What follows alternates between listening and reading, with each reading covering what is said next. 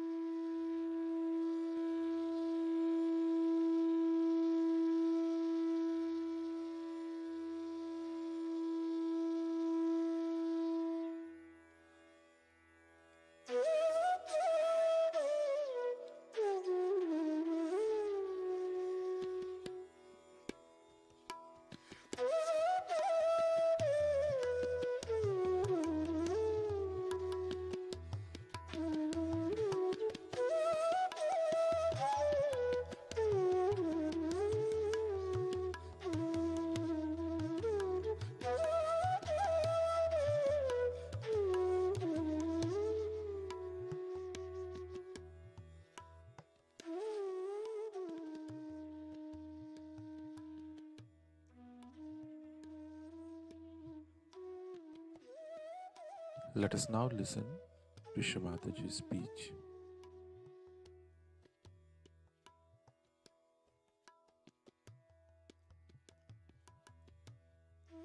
Everything in Sahaja Yoga is very scientific, is all pre-planned, I think, and is all significant.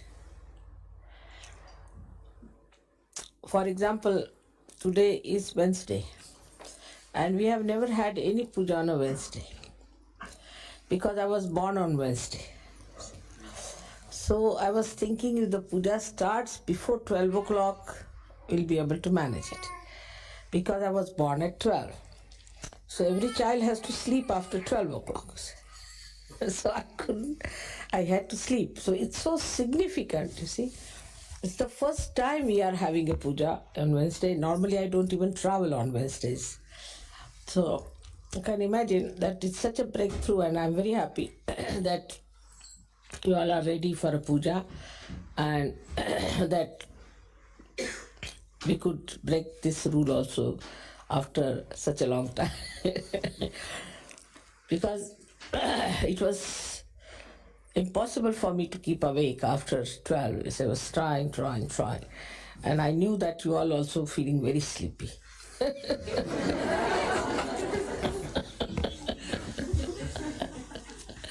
So it's so mutual and it's so simple. All right. So today we have gathered really remarkably in the really center of the Nabhi of the universe. And I don't know how far I can go with the description of this great country, which we call as Greece. Also, in the Puranas, is described as Manipure Dvipe. The Manipur is the Nabhi Chakra, Manipur. And a Dvip means the island. Island of the Manipura stays the Athena. And there is a temple of Athena, all being described about her temple, about her jewelry, dress, and everything. So it's already in the Puranas described, this Athena. As I've told you before, Athena means the primordial mother. So now, one may say that why the primordial mother Adishakti should be on the Nabhi chakra of the universe. One may ask a question like that why she's placed on the Nabhi chakra. Because in the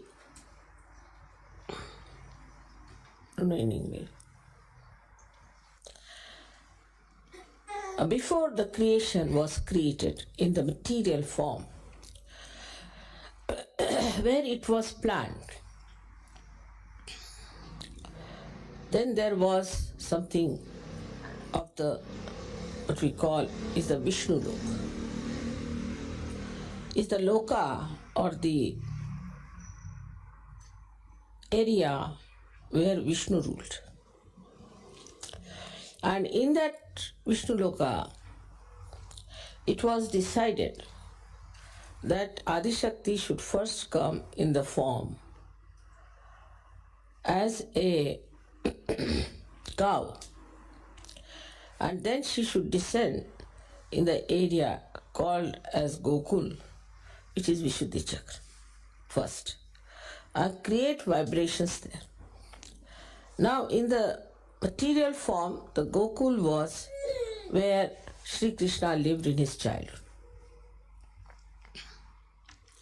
So, in the material form, Athena itself lived in the material form. I'm not saying in the formation before. In this area to create the vibrations. So it is not only she was a goddess, but she lived in this area to create the vibrations for the Nabhi, to create the universal compassion and love and all her qualities. Now, as you know, every aspect of the goddess has different qualities. And as you can see that Mahakali has the aspect of comforting, and Mahasaraswati is counseling. And the Mahalakshmi has got for the redemption, for the awakening. But the Adishakti's work is to unite everything, to integrate everything. And to integrate all those qualities, the Adishakti herself was in material form, came on this earth, in this part. And that's why they knew about Athena. But as it is, I don't know what are the stories they have. They must have some mythological stories about Athena, that she lived like this or whatever it was. And this is where she created the Devaloka. Devaloka is the area where Devas were created. Like she created Indra. You have heard the name of Indra. Then Varuna. All these Devalokas she created in this area. Not in India. Devaloka was created on this side. And Ganas and all these people were created on the side of Nepal and all those places, on the left-hand side.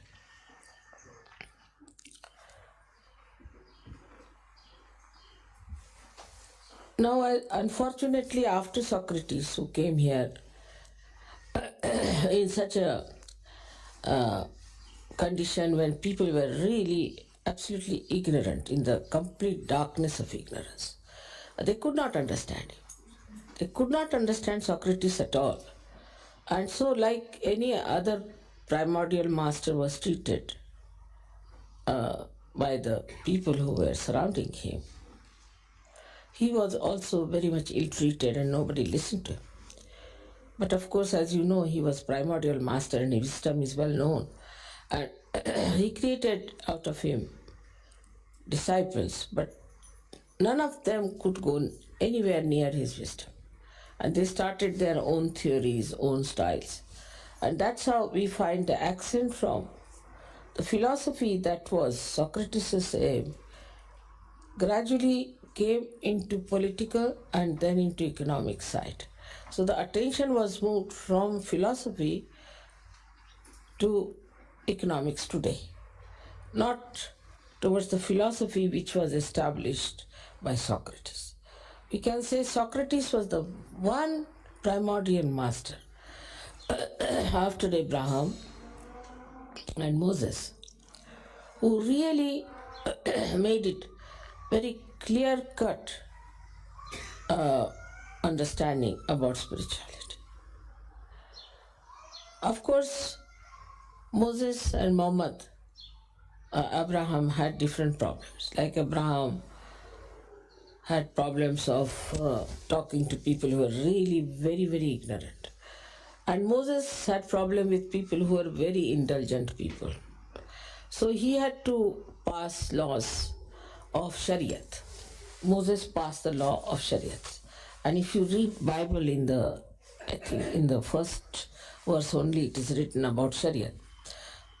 In the Irmaya, third book of Bible, that Moses had to pass these laws, different laws, to make people follow religion precisely. So he did not argue. He did not say why you should do it. Didn't give an answer. You do it like that. Because he thought these people are so ignorant that you cannot leave it to their freedom. That you understand this or that you see the point. He could not do that way. So he just said, all right, these are the laws, these are the things, and you have to follow. If you don't follow, then you will be killed, your hands will be cut, this will happen, that way. Because the people were of that time. Now then you see how gradually, at the time of Socrates, people had evolved. They were much better people. So he could talk to them about something of wisdom, of honesty, of righteousness, of peace, of so many things he talked. And he could talk because people were worthy of that. Otherwise, he could have said, all right, you do this, you do that, you do that. But see the difference also in the circumstances, how what has happened. In the first circumstances, when Abraham had problems, then the people were absolutely good for nothing. Absolutely good for nothing. So he didn't know what to do with them. So only you can see in the time of Abraham that his own lifestyle is, that was just a system where the family was building up and the relationships were building up, and he tried to work it on that level. Then at the time of Moses, people evolved much more. They evolved, but still very ignorant. So they evolved to this point that he did not have to talk the things that Abraham talked. So he talked to them about getting out of Egypt, taking their freedom, getting out from there, and going to a place of more tranquility. But when they did that, he found these people on the way. When he went to get the 10 Commandments, when he came back, what he finds, Are you sure this is what you...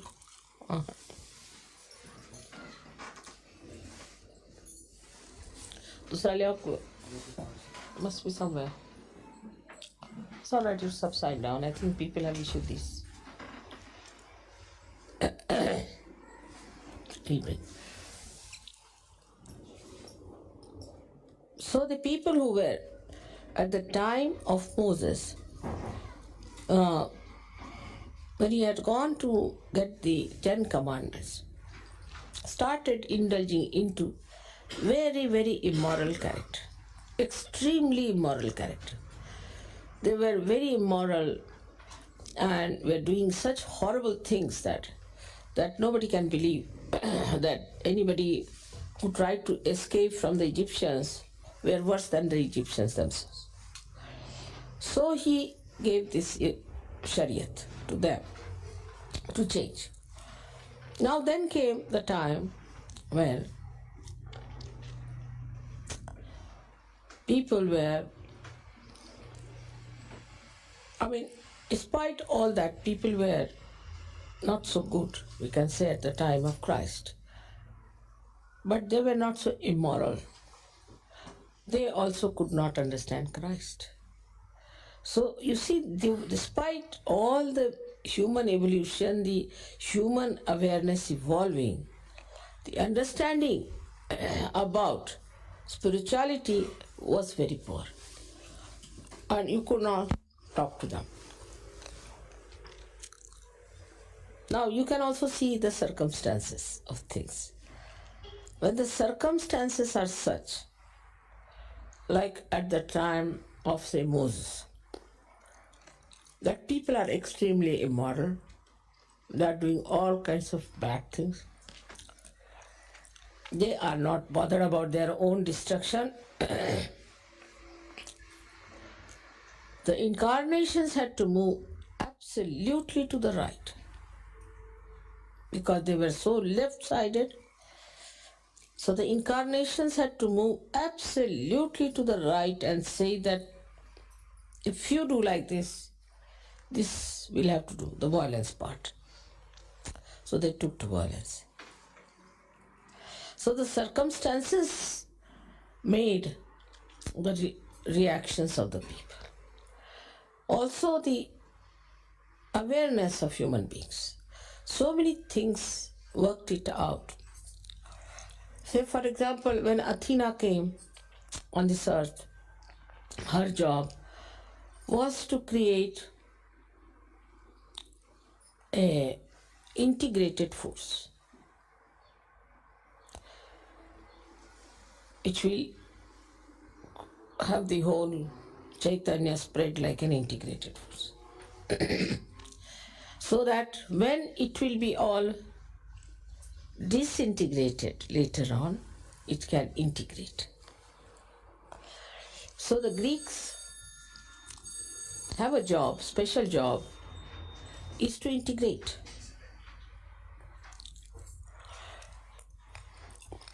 You have to integrate people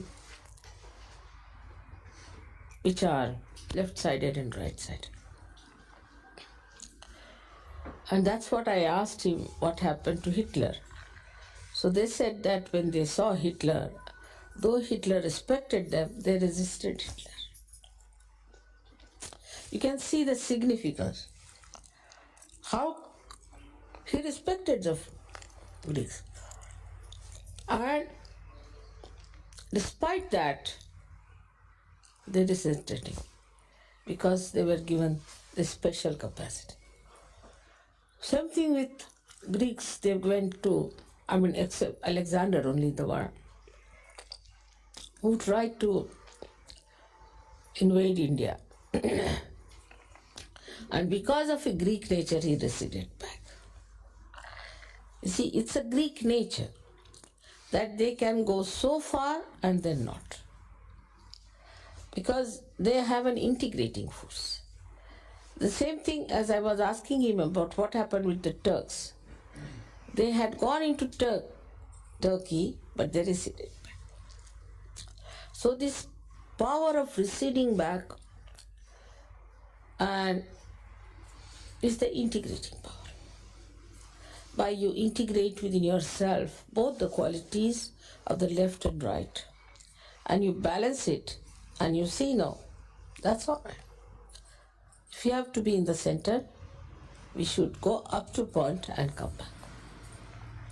And this is a very basic quality of Greeks in every respect. If you take their shipping, they're very aggressive in shipping to begin with. Extremely aggressive people, and Greek ships were known for not maintaining at all. They were not very law abiding. So they were never used to maintain their ships, you see. And always under trouble, the Greeks. That the shipping they were known to be, the Greeks are ships which are all falling off, you see, and rattling. So perhaps they were aware that now the shipping is going to go down. So no use maintaining these ships, you see. Then when the shipping went down, you see, this is on an economic level, I'm saying, how they worked it out. They sunk their ships and got the money out of insurance.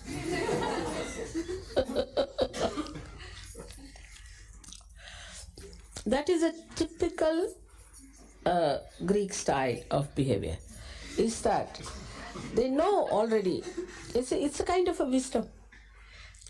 They know that how far to go.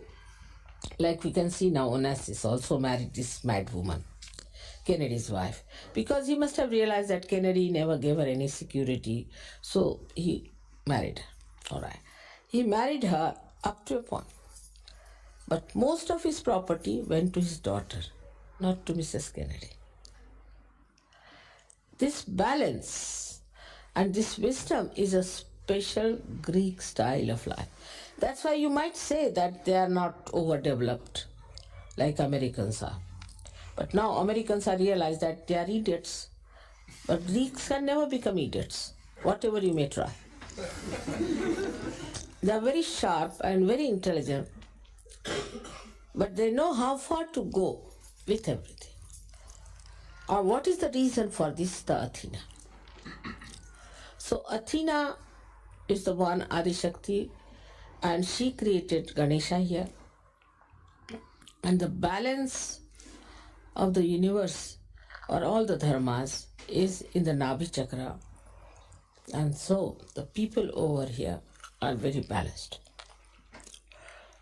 You can find them very in their language, in their styles, very deep. One may say because they are traditional people, they have long traditions. But Egypt had also long tradition. Of course, Egyptians are, in a way, wiser than all other Islamic countries. But not like Greeks. Not like Greeks. We have Chinese also who are very wise. And they are known to be people of deep understanding. But they are not like Indians. So what is lacking in all these people is the depth of awareness. Because though in China also Mother of Mercy came and she really bestowed blessings upon them, and China rose also afterwards into her own glory and became quite a good industrial, developed country, we can say, very powerful. But still, that kind of regimentation could not be borne because after all, Mother Mercy was there. Do you know you have one Mother Mercy to give, you given me, one, Kuan Yin, same thing, Kuan Yin, and she's the same thing called as Mother of Mercy. And the second one was given by Gregor recently. and you see what's happening in China now. So the effects of these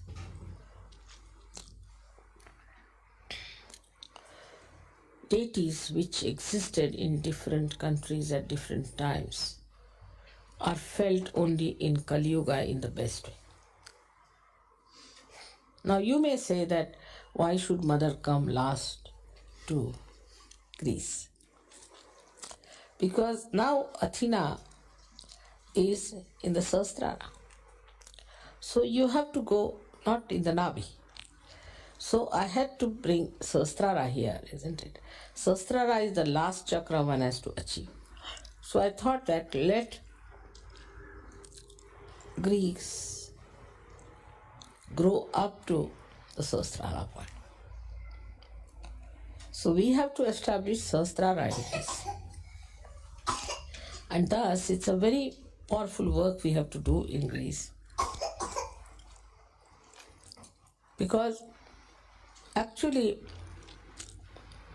at the time when Athena came here, it was not Sahasrara, it was Nabhi.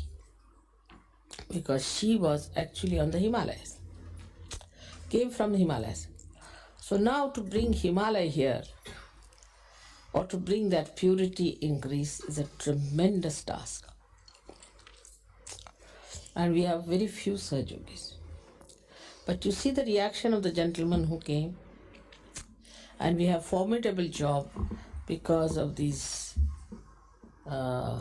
orthodox, most unorthodox. They have no orthodoxy about anything. So we have a problem, big problem, how we'll establish here. The Devaloka was formed here, and Devas were here, they rule here, no doubt. But in the human awareness, they were brought down to the human level. Like Zeus was Parshurama,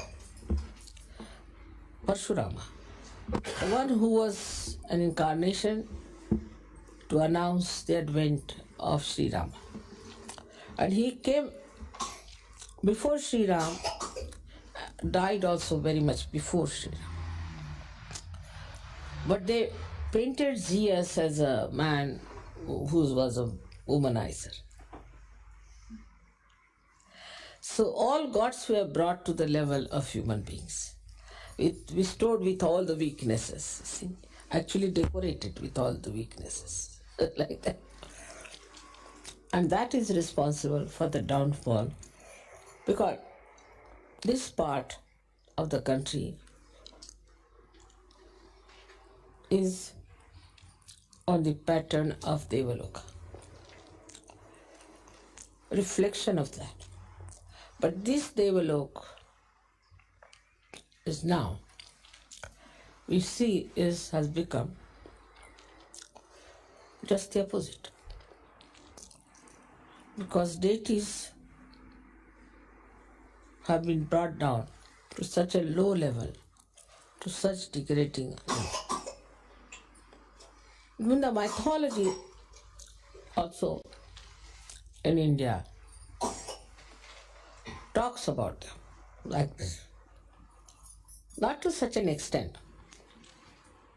Like Zeus they don't talk, but about Indra they talk. And like Indra's description comes like this, that the king Hiranyakashipu's wife was living, his wife, Hiranyakashipu's wife, was a saintly lady, and Hiranyakashipu was ruling in the area of, you can say, Kandahar and Afghanistan and all these places. And from here, Indra went down and took away the wife. I mean, they incarnated, the gods incarnated here.